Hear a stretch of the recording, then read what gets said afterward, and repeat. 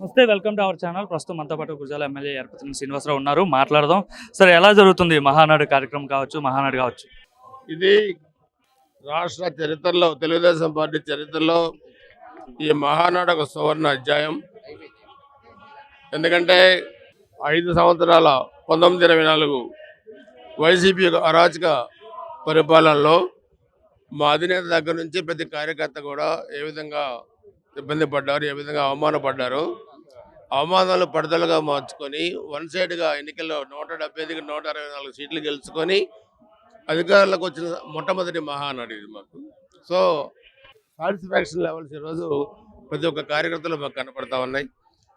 ముఖ్యంగా లోకేష్ గారు ఆయన అవమానించిన తీరు కూడా మనం ఒకసారి చూస్తే ఆ అవమానాలు పడదలుగా మార్చుకొని ఇవ్వడం ద్వారా ఈ రాష్ట్రంలో ఇంత వన్ సైడ్గా తీర్పు రావడానికి ప్రధాన కారకులు అయ్యారు.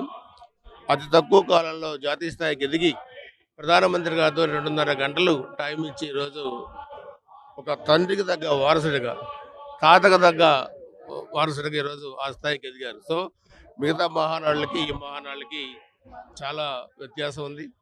ముఖ్యంగా ఇక్కడ ఈ జిల్లా నుంచి 1924 మధ్య ముఖ్యమంత్రిగా ప్రాతినిధ్యం వహించిన వైఎస్ జగన్మోహన్ రెడ్డి వైనాట్ 175 అంటే వైనాట్ 175 అటు నుంచి ఉమ్మడి కడపలో 10 సీట్లు 7 సీట్లు తెలుగుదేశం పార్టీ గెలిచింది. ఇంకొన్ని జాగ్రత్తలు తీసుకుంటే ఒక పులివెందులు తప్పితే మిగతా ఆయన కూడా మేము గెలిచేవాళ్ళం.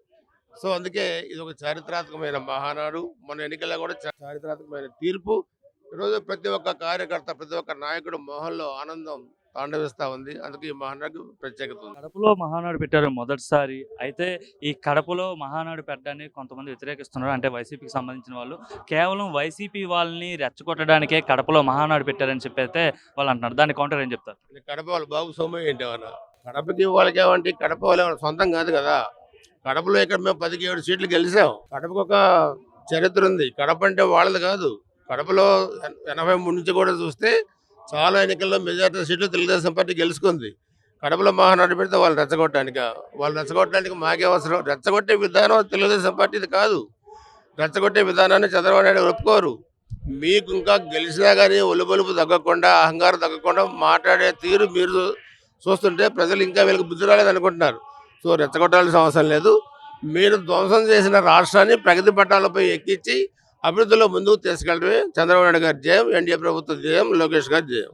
మరోపక్క ఇది మహానాడు కాదు, ఇది మహాగోడు, జనాలు లేక విలవెల్లాడుతుంది మహానాడు అని చెప్పి అయితే వైసీపీ సోషల్ మీడియాలో పెద్ద ఎత్తున ప్రచురితమవుతున్నాయి. దాని గురించి ఏం చెప్తారు?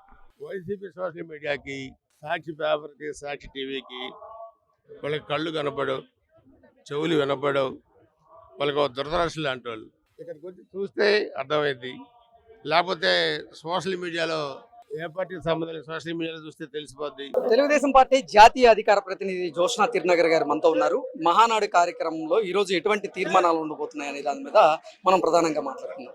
జోష్నా తిరునగర్ గారు, మహానాడు కార్యక్రమం మొదటిసారిగా కడప గడపలో జరుగుతోంది, ఎలా అనిపిస్తుంది? బ్రహ్మాండంగా అనిపిస్తుంది. మీరే చూస్తున్నారు, ఉత్సాహం ఎంత పొంతలు దొక్కుతుందో ఇక్కడ చూస్తున్నారు. ఒకటి ఖచ్చితంగా ఇవాళ రోజున మమ్మల్ని ఆదరించి మమ్మల్ని అక్కర చేర్చుకున్నటువంటి కడపలోనే మహానాడు పెట్టాలి ఈసారి అనేటువంటిది ఒక ఉద్దేశంతో వచ్చాం.